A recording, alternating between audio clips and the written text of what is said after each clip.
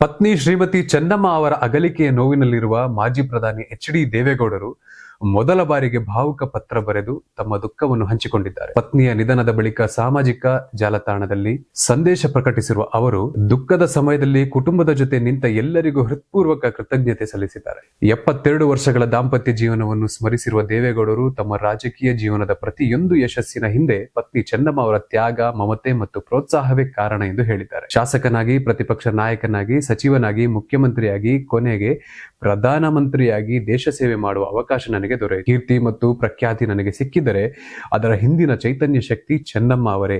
ಗಂಧದ ಕೊರಡು ತನ್ನನ್ನು ತಾನು ಪರಿಮಳ ಹೊರಡುವಂತೆ ಅವರ ತ್ಯಾಗ ಮತ್ತು ಪ್ರೀತಿ ನನಗೆ ಬದುಕಿಗೆ ಪರಿಪೂರ್ಣತೆ ನೀಡಿತು ಎಂದು ಭಾವುಕರಾಗಿ ಬರೆದಿದ್ದಾರೆ. ರಾಜಕೀಯ ಹಿನ್ನೆಲೆಯೇ ಇಲ್ಲದ ಕುಟುಂಬದ ಸೊಸೆಯಾಗಿ ಬಂದ ಚೆನ್ನಮ್ಮ ಅವರು ದೈವಭಕ್ತಿ, ಸರಳತೆ ಹಾಗೂ ಮಾನವೀಯ ಮೌಲ್ಯಗಳಿಂದ ಇಡೀ ಕುಟುಂಬವನ್ನು ಒಗ್ಗೂಡಿಸಿ ಎಲ್ಲರ ಪಾಲಿನ ತಾಯಿಯಾಗಿದ್ದರು.